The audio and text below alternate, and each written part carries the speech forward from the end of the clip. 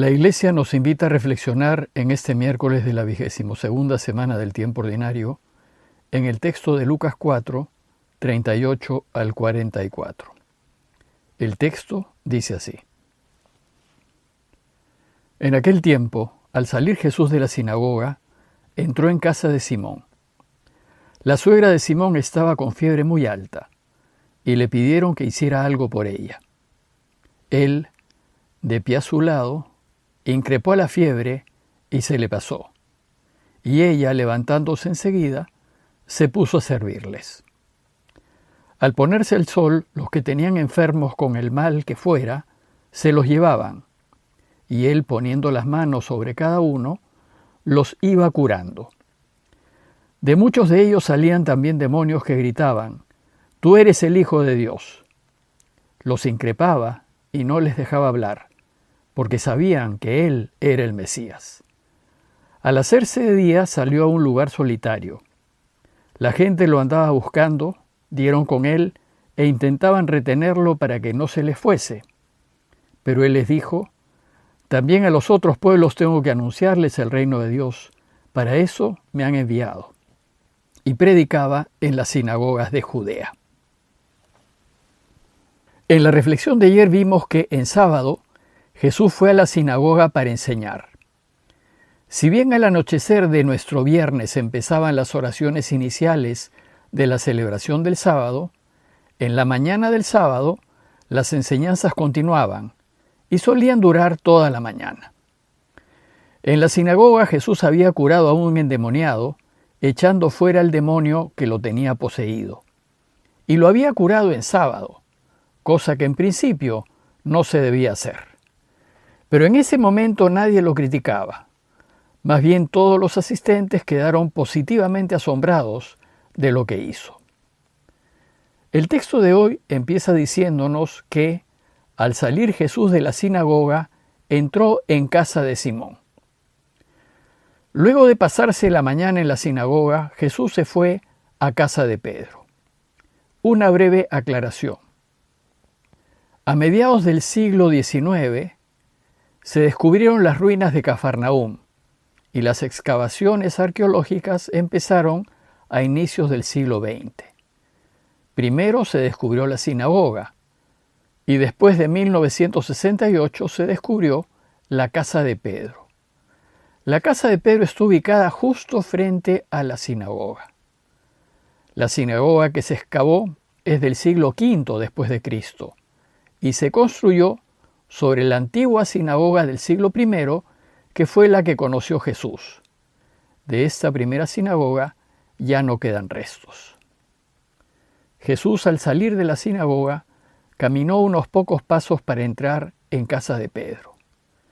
Recordemos que el pueblito de Cafarnaúm era muy pequeñito. Las excavaciones han sacado a la luz solo 6 manzanas cuadradas. No había más. La casa de Pedro consistía en un patio, con el horno y la piedra de moler y lo que era común, rodeado por varias pequeñas habitaciones con espacio para unas 15 personas y cercado con un muro de unos 2 metros de alto. Recuerden que las familias eran extensas y solían vivir en clanes familiares, y entre los familiares se encontraba la suegra de Pedro y tal vez su hermano Andrés y familia. Jesús vivía con la familia de Pedro. Una hipótesis es que Jesús haya conocido a Pedro, pues conoció a su hermano Andrés, cuando estuvo en Judea en los grupos de Juan el Bautista. Y si fue así, es lógico pensar que cuando regresaron a Galilea, se haya ido a vivir con Pedro. En cualquier caso, Jesús consideraba la casa de Pedro como su casa. Al entrar en casa de Pedro, seguramente le dijeron que la suegra de Simón estaba con fiebre muy alta y le pidieron que hiciera algo por ella. Acababa de curar al endemoniado en sábado. ¿Por qué no podía hacer lo mismo con la suegra de Pedro? Atendiendo a su pedido, dice el texto que él, de pie a su lado, increpó a la fiebre y se le pasó. Lucas describe la curación como si se tratara de otro exorcismo, pues dice que increpó a la fiebre, es decir, le ordenó salir. Los pueblos antiguos creían que muchas enfermedades se debían a la acción de espíritus malos. Por ejemplo, los egipcios creían que los cuerpos humanos tenían 36 partes y que todas ellas podían ser poseídas por espíritus malignos. Y así había espíritus de sordera, espíritus de mudez, espíritus de fiebre, de locura, etc. Pero también había espíritus de engaño, espíritus de impureza, de mentira, etc. Pues los antiguos no distinguían claramente el mal físico del mal espiritual. De modo que cuando Jesús libera a los enfermos de sus enfermedades, eran claros signos de que está venciendo en el combate contra el mal que hay en el mundo. Jesús pues cura a la suegra de Pedro expulsando al espíritu que le producía la fiebre. Y ella, dice el texto, levantándose enseguida, se puso a servirles. La actitud de la suegra de Pedro refleja la que debe ser la reacción de todo cristiano. Cuando Dios perdona nuestros pecados y nos libera de toda culpa y de todo rencor y llena nuestras vidas de sentido, la reacción natural que debe brotar de nuestros corazones es la gratitud. ¿Qué puedo hacer por Dios? ¿Cómo puedo devolverle a Él todo el bien que me ha hecho? ¿Cómo retribuirle? La respuesta es: ayuda, sirve, atiende y preocúpate de que todos descubran a Dios, y así le agradecerás el que te haya librado del mal. Luego de curar a la suegra de Pedro, el texto nos dice que al ponerse el sol, los que tenían enfermos con el mal que fuera, se los llevaban. ¿Y por qué al ponerse el sol? Porque al ponerse el sol termina el sábado y empieza el primer día de la semana, el domingo, y entonces la gente ya podía salir de sus casas y llevarle sus enfermos. Con esto Lucas nos dice que, además de enseñar, otro de los trabajos principales de Jesús fue curar. Y como la enfermedad estaba ligada al pecado, se puede decir que su trabajo fue perdonar. Perdonar todo a todos. Dice el texto que él, poniendo las manos sobre cada uno, los iba curando. Los exorcismos se multiplican para mostrar que la buena noticia se difunde por todas partes. Y la escena que Lucas nos invita a contemplar es muy tierna. Es ver a Jesús ir de enfermo en enfermo, atendiendo a cada uno personalmente, imponiéndole las manos. Por medio de la imposición de manos, la Iglesia siempre ha invocado la presencia del Espíritu Santo. Y los malos espíritus que sí reconocen a Jesús lo revelan como el Hijo de Dios y el Mesías. Esta revelación es para los lectores del Evangelio, para nosotros. Nosotros debemos saber desde el inicio quién es Jesús. Los habitantes de Cafarnaúm lo irán descubriendo poco a poco, y sus propios discípulos recién lo reconocerán plenamente cuando sean testigos de su resurrección. Y dice el texto que Jesús increpaba a los malos espíritus y no los dejaba hablar.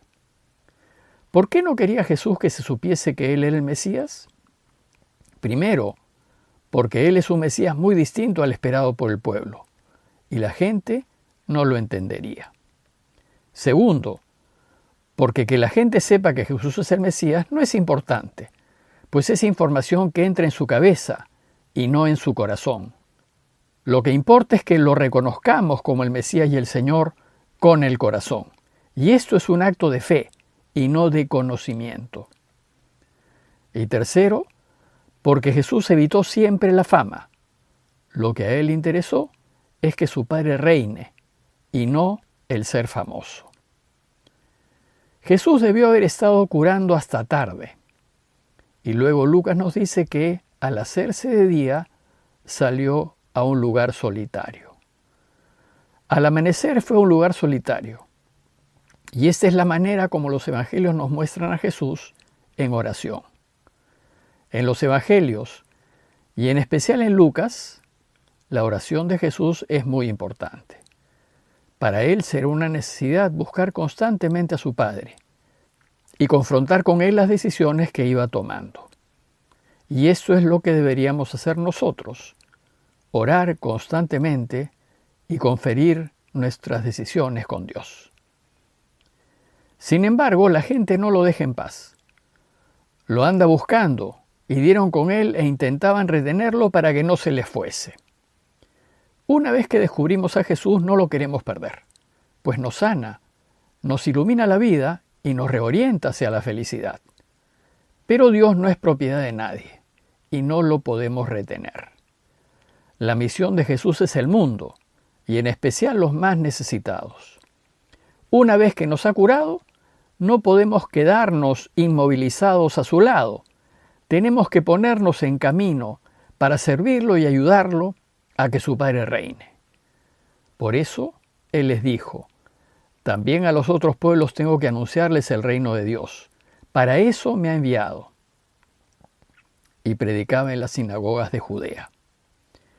Es de notar que Jesús aún no ha formado a su pequeño grupo para que lo acompañe. Una nota final. El texto termina diciendo que predicaba en las sinagogas de Judea. Esto es geográficamente imposible, pues estaba en Cafarnaúm, en Galilea, y muy lejos, 150 kilómetros de Judea. Sin embargo, en la mayoría de los principales pergaminos dice Judea. Los críticos piensan que el original debió decir que predicaba en las sinagogas de Galilea. Pero seguramente alguno de los primeros copistas, entusiasmado en mostrar que la misión de Jesús se extendía a todas partes, debió escribir Judea. Esta nota es solo para que se den cuenta de lo complejo que es definir el texto de consenso original. Terminemos pidiendo a Dios por todos aquellos que están sufriendo física y espiritualmente a causa de esta pandemia, para que Jesús los cure y se termine pronto. Parroquia de Fátima, Miraflores, Lima.